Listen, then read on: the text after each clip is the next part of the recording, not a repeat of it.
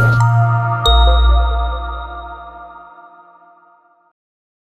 Everybody, मेरो school online learning प्लेटफर्ममा यहाँहरूलाई स्वागत छ। आज हामी क्लास 11 को म्याथमेटिक्स सब्जेक्टको च्याप्टर 4 भेक्टर अन्तर्गतको भेक्टर च्याप्टरमा छौँ। आजको यस भिडियोमा हामी भेक्टरको केही एक्जाम्पलहरू सल्भ गर्न जान्छौँ। ढिला नगरी आजको टपिकमा अगाडि बढौँ।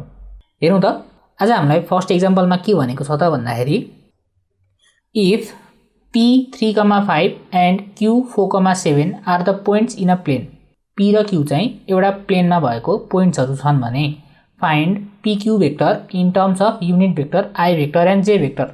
Also find PQ vector को magnitude, त्यसै गरी unit vector along PQ. भन्छ अब कसरी पत्ता लगाउनु त? दुईटा पोइन्ट दिएको छ हामीलाई, त्यसको भेक्टर पत्ता लगाउनु पर्यो in terms of I and J, त्यसपछि त्यसको magnitude पनि पत्ता लगाउनु पर्यो र unit vector along PQ direction त्यो पनि पत्ता लगाउनु पर्यो हामीले। भन्छ अब कसरी गर्ने त? हेरौँ त, हामीले पढिसकेका छौँ। PQ vector equals to के हुन्छ त भन्दाखेरि x2 minus x1 times I vector plus y2 minus y1 times j vector यो हुन्छ। यसमा यी दुईटा पोइन्टलाई हामीले x1 y1 र x2 y2 मान्ने हो। हेरौँ त, 4 minus 3 times I plus 7 minus 5 times j यस्तो हुन्छ, equals to I vector plus 2j vector यति हुन्छ। भन्छ हेरौँ त, PQ भेक्टरलाई हामीले I र J को टर्ममा एक्सप्रेस पनि गरिहाल्यौँ। अब यसपछि हामीलाई के निकाल भनेको छ त? PQ भेक्टरको म्याग्निट्युड। PQ भेक्टरको म्याग्निट्युड के हुन्छ त? Root under x² plus y² हुन्छ, जहाँ x भनेको के हुन्छ त? I भेक्टरको कोफिसिएन्ट र y भनेको के हुन्छ त? J भेक्टरको कोफिसिएन्ट। भन्छ root under 1² plus 2² equals to root under 5 units. अब त्यसपछि हामीलाई के भनेको छ त? PQ भेक्टरको युनिट भेक्टर निकाल भनेको छ। भन्छ त्यो भनेको के हुन्छ त? PQ vector divide by PQ भेक्टरको म्याग्निट्युड, किनकि युनिट भेक्टर भनेको के हो त? हामीले पहिले पनि पढिसकेका छौँ। त्यस्तो भेक्टर जसको म्याग्निट्युड चाहिँ 1 हुन्छ भनेपछि PQ भेक्टरलाई हामीले म्याग्निट्युडले डिभाइड गरेपछि त्यसको म्याग्निट्युड 1 हुन्छ, डिरेक्सन सेम हुन्छ। भन्छ के भयो त? I vector plus 2j vector भयो डिभाइड बाइ रुट अन्डर 5। भन्छ के भयो त? 1 by root under 5 times I vector plus 2 by root under 5 times J vector यस्तो हुने भयो। यो भयो हाम्रो फर्स्ट क्वेसन। हेरौँ हामीलाई सेकेन्ड क्वेसनमा के दिएको छ त? So that vectors I plus 2j plus 3k, 2i plus 3j plus k and 3i plus j plus 2k are position vectors of vertices of an equilateral triangle. Also find direction cosines of a side. अब मानौ हामीलाई यसरी एउटा triangle दिएको छ रे, जसको पोइन्टहरु के छन् त? A, B र C। त्यसपछि मानौ यहाँनेर ओरिजिन छ रे, हामीले यसरी OA भेक्टरलाई A को ओरिजिन भेक्टर भन्यौ, A को पोजिसन भेक्टर भन्यौ। त्यसपछि OB भेक्टरलाई B को पोजिसन भेक्टर भन्यौ र OC भेक्टरलाई C को पोजिसन भेक्टर भन्यौ भने हेरौँ त, OA vector equals to I vector plus 2j vector plus 3k vector भनौँ। त्यसै गरी OB भेक्टरलाई के भनौँ त? 2I vector plus 3j vector plus k vector भनौँ। त्यसै गरी OC भेक्टरलाई के भनौँ त भन्दाखेरि 3I vector plus j vector plus 2k vector हो भनेर भनौँ। अब यो क्वेसनसँग एकचोटी हामीले टोटल्ली अनरिलेटेड कुरा गरिहालौँ। हामीलाई कुनै पनि तीनटा भेक्टर इक्विलेटरल ट्रायंगलको भर्टेक्स हो भनेर देखाउनु छ भने के हुन्छ त भन्दाखेरि I, J र K को कोफिसिएन्टहरु जुन छ त्यो एकअर्कासँग इन्टरचेन्ज हुन्छ। त्यस्तो दियो भने हामीले हो भनेर भन्दा हुन्छ। भन्नुको अर्थ के हो त? यहाँ हेरौँ, I को कोफिसिएन्ट 1, J को 2 र K को 3 छ। त्यसै गरी यतापट्टि के छ? 2 3 1 छ। यतापट्टि के छ? 3 2 1 छ। हेरौँ त, I मा एकचोटी 1 छ, एकचोटी 2 छ, एकचोटी 3 छ। J मा एकचोटी 2 छ, एकचोटी 3 छ, एकचोटी 1 छ। त्यसै गरी K मा एकचोटी 3 छ, एकचोटी 1 छ, एकचोटी 2 छ। भन्छ हामीले के भन्न मिल्छ त यसमा भन्दाखेरि इक्विलेटरल ट्रायंगलको यिनीहरु भर्टेक्स हुन् भनेर हामीले यसमा भन्न मिल्छ। तर यो चीज हामीले थाहा पाउनको लागि अथवा चेक गर्नको लागि मात्र युज गर्ने हो।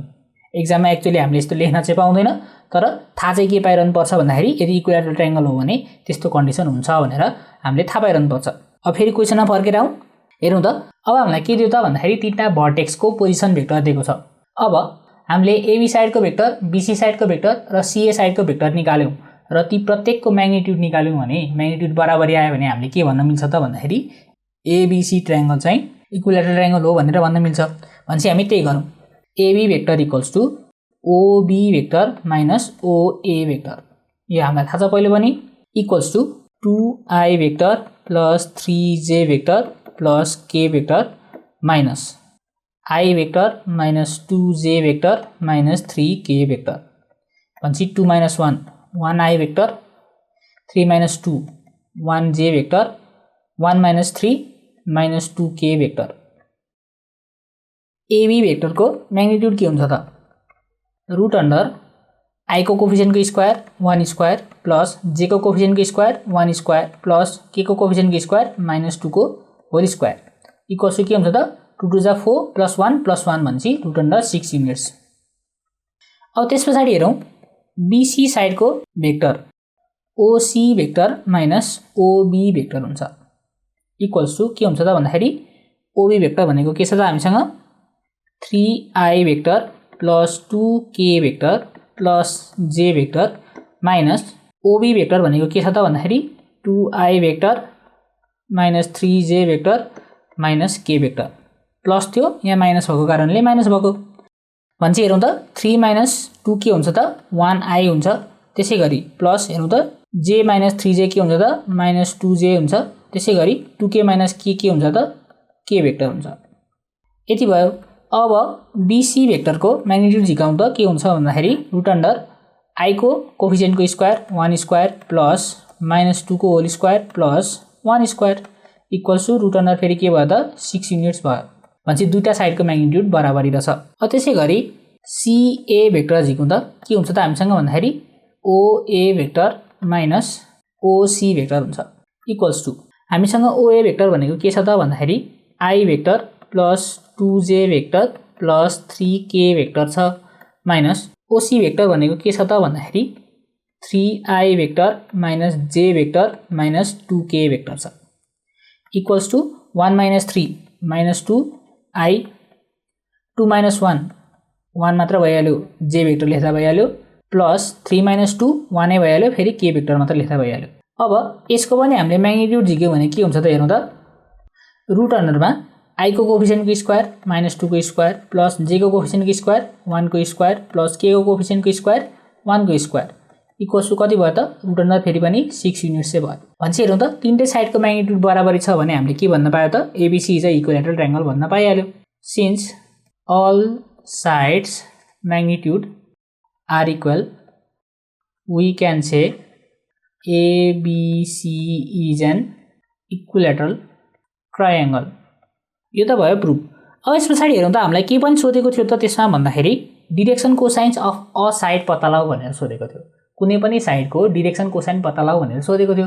हामीलाई के थाहा छ त भन्दाखेरि हामीले कुनै पनि भेक्टरको युनिट भेक्टर झिक्छौँ भने त्यसको आई भेक्टरको कोफिसिएन्ट, जे भेक्टरको कोफिसिएन्ट र के भेक्टरको कोफिसिएन्ट जुन हुन्छ त्यसलाई चाहिँ हामी के भन्छौँ त्यसको डिरेक्सन कोसाइन भन्छौँ।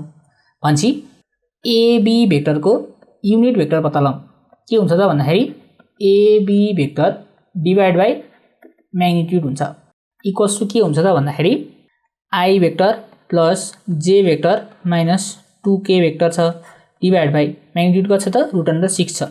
भनेपछि हामीले यसलाई के लेख्न पायौँ त 1 by root under 6 I vector plus 1 by root under 6 J vector minus 2 by root under 6 K vector भनेर लेख्न पायौँ। भनेपछि अब डिरेक्सन कोसाइन्स के भयो त therefore direction cosines of AB vector are के हुन्छ त L equals to 1 by root under 6 M equals to 1 by root under 6 N equals to minus 2 by root under 6 यो भयो हाम्रो एन्सर। भनेपछि यस्तो क्वेसन सोध्यो भने हामीले यसरी सल्भ गर्न सक्दैछौँ। यो सँगै हाम्रो यो भिडियो यहीँ सकिन्छ। अब यसभन्दा पछाडिको भिडियोमा हामी यस्तो एक्जाम्पल लिएर आउँछौँ। See you in the next video.